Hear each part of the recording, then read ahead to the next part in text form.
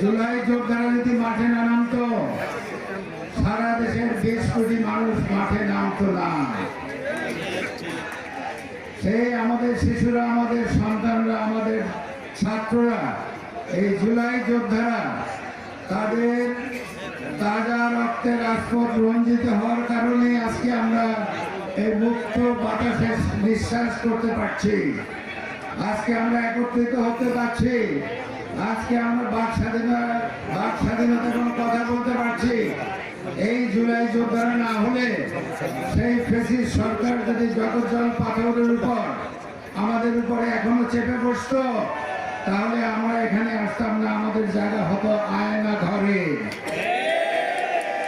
সেই জন্য আমি তাদের সবাইকে শুধু দোয়া করছি না, আমি সবাইকে স্যালুট করতেছি।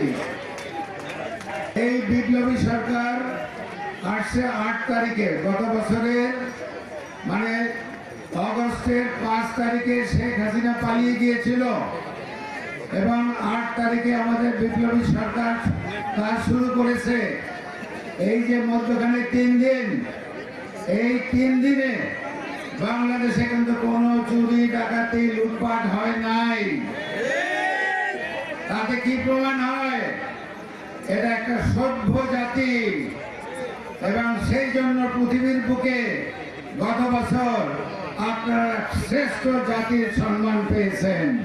বিপ্লবী সরকার যখন কাজ শুরু করে এবং তখন থেকে এখন পর্যন্ত ওনারা কিন্তু সবসময় বলে আসছে, আমরা পলিটিশিয়ান না, আমরা পলিটিক্স করতে চাই না, আমরা একটি নির্বাচন দিয়ে জনপ্রতিনিধির হাতে দেশের শাসনভার ছেড়ে দিয়ে আমরা পাশে দাঁড়াতে চাই।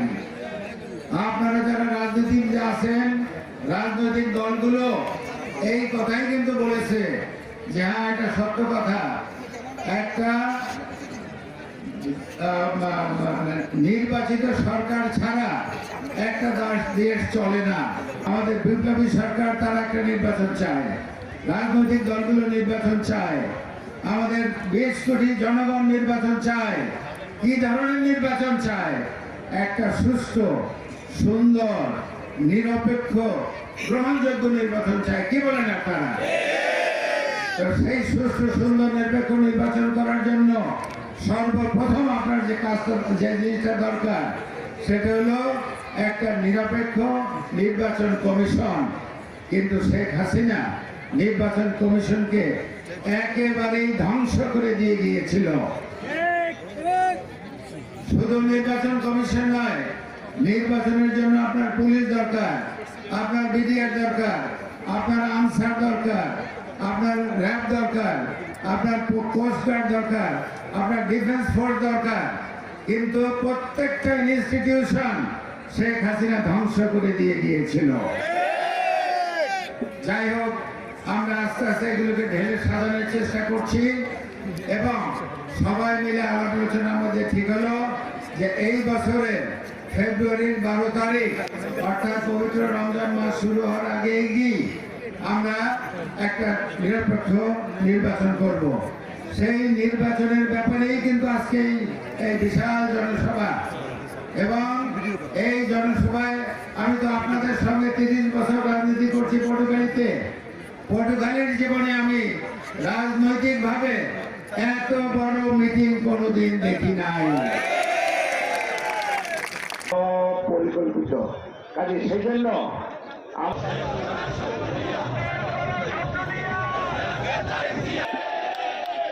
যাই হোক, আমরা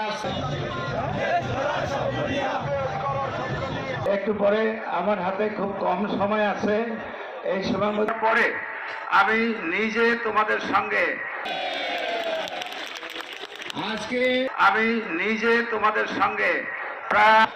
আর আপনারা যদি বলেও দেন যে আপনারা ওয়েলকাম আসছেন, আমার বন্ধুদের জন্য একটু তালি দেন।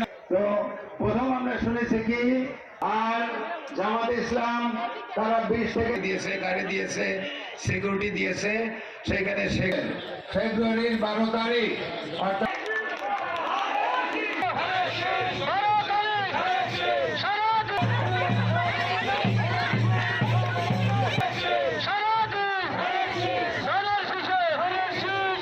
মূল্য পাবে, থাকবে না আর কষ্ট।